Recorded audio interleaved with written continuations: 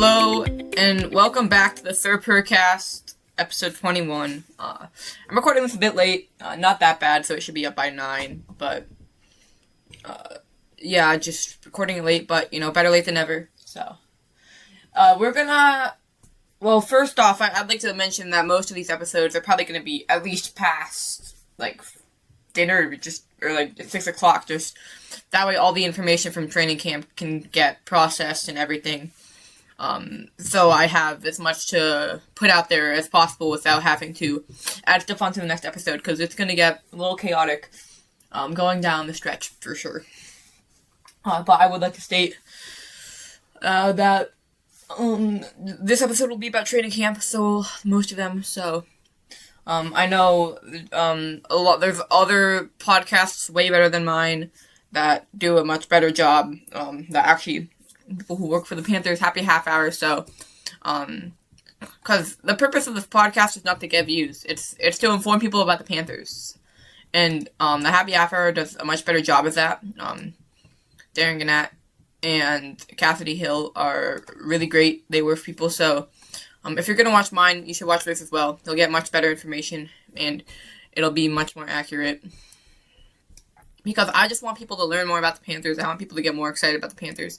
It's not to get views. It's to have people get excited. So, you should watch their podcast over mine. Because, in my opinion, it's just much better, and it'll be better if you want to learn about the Panthers. So, but getting to the point, today's episode will be about training camp. Pretty exciting day. It was a bit rainy, it was a bit muggy, and some pretty exciting stuff to talk about in terms of that. So the first thing is the offense definitely won today's camp. So, they keep score every period, or every day. So, first 2 days, there's been defense. This day, offense has won. Bryce Young, some really nice deep balls, and just overall, play was better. So, and honestly, I'm pretty excited about that. We didn't have camp yesterday, Bryce Young's birthday, which actually worked out, because I was going to do a Bryce Young, episode anyways, but if I did that, I would have missed a lot of information on camp, but still, so, yeah, keep that in mind, just with, keep that in mind about, just when you're looking. I think that's one of the more important things to look at, who won the day, and in my opinion, you want to see both sides win the day. You want to see both sides win a lot, because that means it's really competitive, and that means they're gonna learn from each other the most, as I think. Because if it's not competitive, if one side's just dominating, you're not really gonna learn from that. It's kind of, hopeless, obviously. You've got, I don't mean to, throw a specific team under the bus, but if I had to, you've got the Texans, and, their defense is, a little crazy, and, their offense is led by C.J. Stroud, and as much as Bryce Young is a C.J. Stroud fan, I personally am not, so I'm gonna hate on him real quick, but no actual hate to him. I'm sure he's a great guy. You got C.J. Stroud, and obviously the Texans defense has clear advantage there. They're gonna mess it up, but you want to see, because when it's equal competition, that's how you learn from each other the most. So you want to see both sides win a decent amount, and so far, we have. That is so cool. Oh my gosh. Yo. Bro, this is insane. Wait. No. What? Yo, I just figured out. Okay, Panthers.com has a dark mode? What? The new UI? How have I not just figured this out? Bro, that's crazy, yo. People who are making the Panthers.com, y'all cooked, bro. That is so hype, dude. I don't know. Bro, it's fire, too. I love dark mode over everything. Dark mode over light all day, and this is tough, dude. This is actually sick. That's actually insane, dude. It's so fire. It's so heat. Oh, it's awesome. So we didn't have camp yesterday, which is good. Just good rest. Obviously we started earliest, so we're gonna have the most days for camp, or the earliest days for camp. And the other thing I want to point out, the offense, Bryce Young looked great on the deep ball, and that is the one thing, you can look at for that is that's not normal. I mean, I'm not going to say I'm not happy about that. That's exciting. It's great. Oh gosh, that's normal. I should have said that's not. I don't know why I said that's not normal. That's a speaking error. And it's great that he looks good on the deep ball. That's awesome. But he was number 1 in the deep ball last year. Number 1 passer rating and throws over 25 plus yards or something like that. Bryce Young was elite in the deep ball, best in the NFL. I expect that his ball placement on that is so incredible, and that's a really, really good stat to have. So, again, super exciting, super great. I love that we're keeping that up, but as a fan, you shouldn't be like, oh my gosh, let's go. I mean, we should expect this from Bryce Young. He's one of the top quarterbacks in the NFL. He's an amazing player, and that's not new. That's not new for anyone in the Panthers. He's really, really good when it comes to that area of the passing game. He is super been super great. I can think of a lot of plays. Both Jalen Coker touchdowns against the Rams and Saints. The Jalen Coker pass, against the Bucks. The T-Mac pass against the Niners. I mean, there's a lot of them against the Rams, against the Bucks again. There's multiple T-Mac passes against the Bucks week 16 and 18. So, I mean, he's a really, really good, that's one of the peak areas of his play. So, it's exciting that it still looks so good, but I'm not surprised at all. Bryce Young, he's really shown that to be one of his strengths. The other thing is, I'm not shocked at all. I'm happy. I'm not shocked, though. Xavier Legette, big day in training camp today. And I'm not shocked. Xavier, or X, as they call him, I think I've been saying it since day one I made this podcast. He is one of the players on the Panthers who I think is just most primed for a breakout season. And I'm going to keep saying it. He came in 2024 as the number 1 guy, and that's tough. Going into an entire new league, let alone new system. And already just, he wasn't the number 1 guy, I guess Adam Thielen was. But he came in as, was he the number 1 guy though? Like, was he like the X receiver? I gotta watch, I'm not sure. I feel like Thielen would be played in the slot. For the sake of this, I'm just gonna say he was, because he was the guy of the future. So he's the guy everyone is expecting big things from, and you're thrust into a whole new system, and let alone that, a whole new league. And again, a lot of players, they go into that situation and they perform. I mean, you look at T-Mac, you look at some of the other rookies that played really well, and they perform, and again, that's awesome. Media success is really, really good. It's important. But it can still, it can take players time, and they can be just as talented. And just betting on someone, don't give up on them too early. And, look at this as a make or break year for him. It's do or die, as he said himself. Going into 2025, more high expectations, especially going to his second year. And I I think the opportunities definitely decreased for sure with Matt McMillan and Coker. But the play didn't really. I wouldn't say it say the same. I'd say it definitely improved, but I don't think it improved drastically enough for the production that we were expecting him to have happen. And that is obviously, it's not ideal, but this year it's do or die. This year Leggett looks so much more ready. Nothing that much new is coming into the wide receiver room. We're not really losing anyone in terms of that space. We've got a couple new faces, John Mechie, Chris Brazzell, but they're only going to make everyone better. They're going to add to that. They're not going to come in. They're not going to come in right away and take Leggett's spot week 1. I know that. McMillan kind of just was the number 1 guy the second he got there. Leggett will have a couple weeks to prove himself, at least. And obviously, it could happen. He could get overtaken. But again, it's do or die. He looks like a much more confident player. He looks much quicker, much more agile.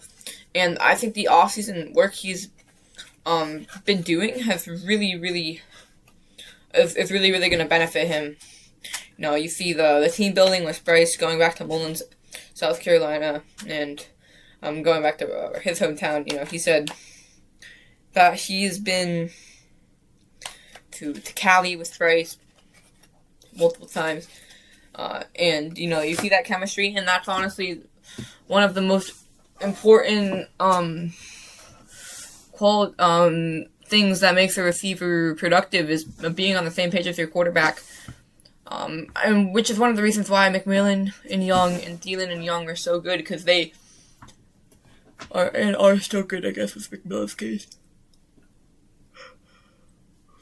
Because they know each other and they can communicate well, and because of that, they are efficient and they can operate. They have the timing down. But one thing I want to see for Leggett, and if I see him, I need to see him catch with his hands. I can't see too many. I don't see too many catches that Leggett makes with his hands, and that's not ideal for drops. That's been a really big issue with him. He's had trouble catching outside of his body. And from a receiver myself, obviously, I'm not an NFL player, so I'm not going to actually relate to this, but I've struggled with that as a receiver as well. I struggle with that, and obviously in the NFL, it's more expected. I just want to throw that out there. I don't know why. I'm regretting that already because that was completely irrelevant. But I need to see him catch with his hands.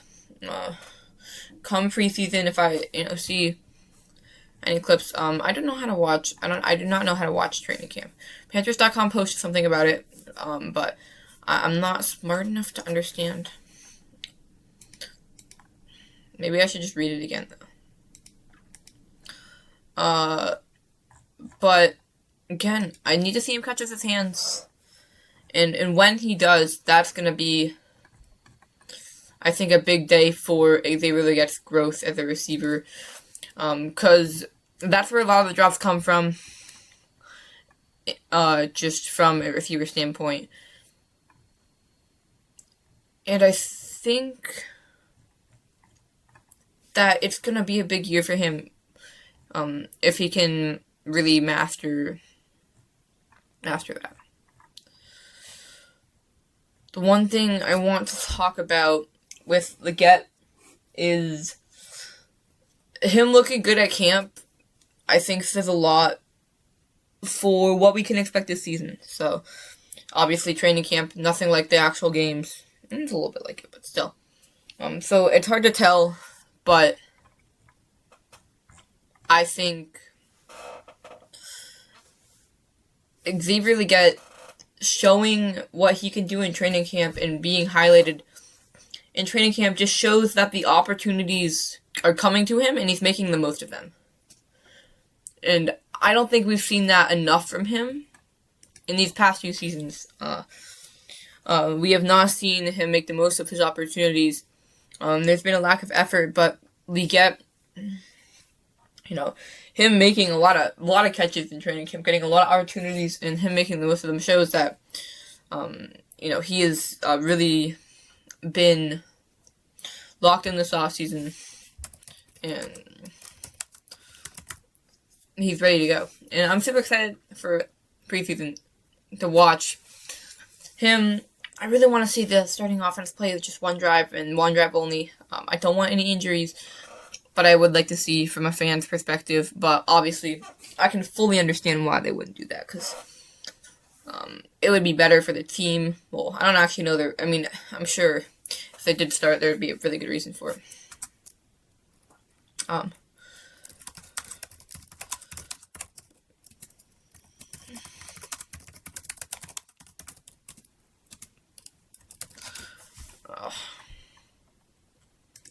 to watch, listen. I'm looking at the Panthers.com article. How to watch, listen.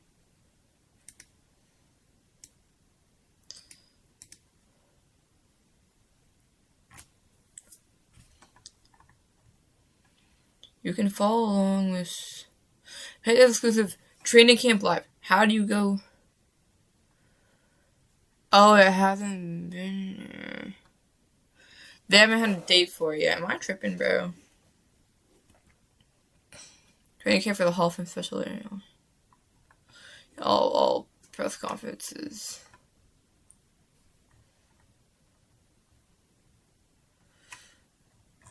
Alright, so Panthers own play-by-play Anish Shroff. Is that how you pronounce it? Really like him. He's a great commentator. Was getting hated on the comment section of the Pittsburgh Steelers preseason game. That's not cool. He's great. Apparently will be July 28th training camp live. I don't know how to watch that though. But I will do my best to figure it out. I have 2 days? Oh gosh, I'm cooked. Alright, last thing. This has not been a very good podcast. I just want to my standards, in my opinion. So the one thing, the last thing I want to go talk about is the continued absence of Mike Jackson and Robert Hunt. Coach Canales has continued to just describe it as camp back, I believe. He said it in an interview a couple days ago as back tightness, and I'm not that worried about it for a couple of reasons. One, because, back tightness, it doesn't sound very serious, and I don't think it is. Canales expects them to be back within a few days, and that's really reassuring. They're cornerstone pieces of this roster, and the team would definitely not look the same without them. And again, I don't think at all, I don't think there's even a real possibility that they're not back. So this would have to be a different injury that would take them out for a longer period of time. But I think we have really good replacement options, especially at the cornerback position with Will Lee. That'll be exciting to see what he can do. And obviously he's going to get a lot of action just with the J.C. Horn situation. But again, they're going to be back unless something else were to happen, which, God forbid. In terms of overall thought for training camp, every day training camp goes by, I get more excited for the season, and I just cannot wait for the Hall of Fame game. I'm probably gonna rewatch it multiple times because I have a feeling when I watch it, there's going to be multiple matchups in guys and situations that I want to look at, and I'm going to forget too. So I'm probably just going to focus on one at a time, rewatch it, focus on the other one. So that'll be exciting. And I know it seems so close, but then when I look at the calendar, we're still 11 days away. That's kind of crazy to me. Just because it seems so close. That's the end of the episode. Thank you guys so much for watching. Keep pounding. I'll see you guys tomorrow.